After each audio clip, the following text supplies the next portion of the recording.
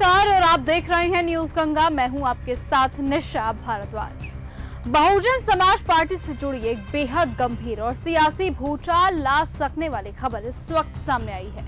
ये खबर न सिर्फ बहुजन समाज पार्टी को बल्कि पूरे दलित आंदोलन और उससे जुड़े बड़े चेहरों को गहरा झटका देने वाली है।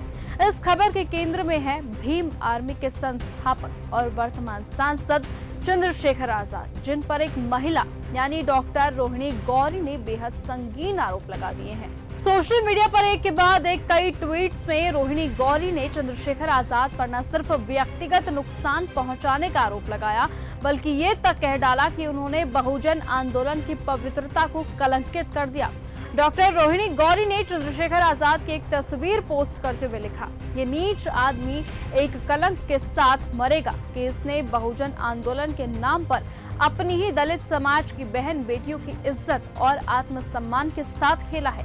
इतना ही नहीं, उन्होंने चंद्रशेखर आजाद को बीजेपी का फायदा बताते हुए आरोप लगाया कि 2024 में भाजपा की मेहरबानी से सांसद बने और अब 2027 तक दलित मुस्लिम वोट काटने के लिए इस्तेमाल किए जा रहे हैं। ये आरोप सीधे सीधे चंद्रशेखर आजाद की राजनीतिक साख और आंदोलनकारी छवि पर सवाल खड़े कर दी है।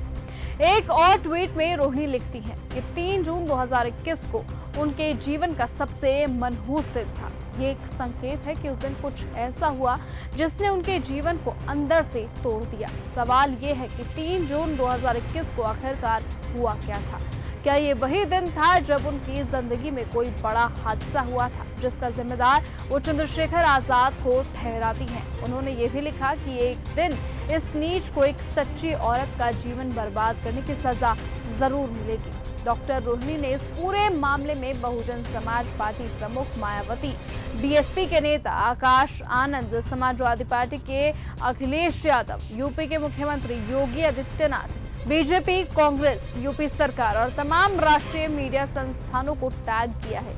यानी वो ये चाहती है कि मुद्दा राजनीति के गलियारों में गूंजे, सिर्फ सोशल मीडिया पर नहीं। ये अपने आप में बताता है कि मामला व्यक्तिगत और कहीं अधिक राजनीतिक और सामाजिक असर पैदा करने की ताकत रखता है। इतना ही नहीं, रोहिणी ने यह भी ट्वीट किया कि अब वो चुप नहीं रहेंगी। उन्होंने लिखा कि अब और समाज का नुकसान नहीं होने दूंगी, अब मुझे अपने हाथ गंदे करने ही पड़ेंगे। ये बयान उनकी पीड़ा और प्रतिशोध दोनों को दर्शाता है और ये भी दिखाता है कि मामला केवल अतीत का नहीं, वर्तमान की सियासत से भी जुड़ा हुआ है। अब सवाल बड़ा है कि क्या इन आरोपों की जांच की जाएगी? क्या एक मौजूदा सांसद और सामाजिक आंदोलन का चेहरा इन गंभीर आरोपों पर सच्चाई देगा, या ये मामला भी राजनीति की धूल में दब जाएगा? और क्या रोहिणी के आरोप राजनीतिक टाइमिंग का हिस्सा है या फिर एक पीड़िता की वास्तविक पुकार?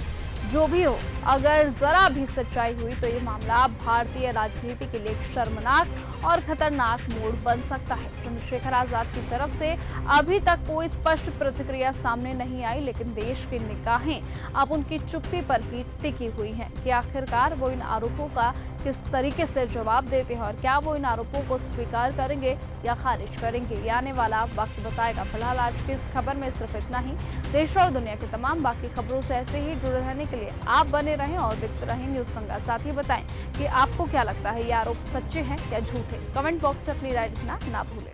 ऐसी ही खबरों को सुनने और देखने के लिए सब्सक्राइब करना बिल्कुल मत भूलिएगा चैनल न्यूज गंगा। खबरें अच्छी लगी तो लाइक का बटन दबाना बिल्कुल मत भूलिएगा। कमेंट बॉक्स में टाइप भी कर सकते हैं और हाँ, शेयर करना भी बिल्कुल मत भूलिएगा।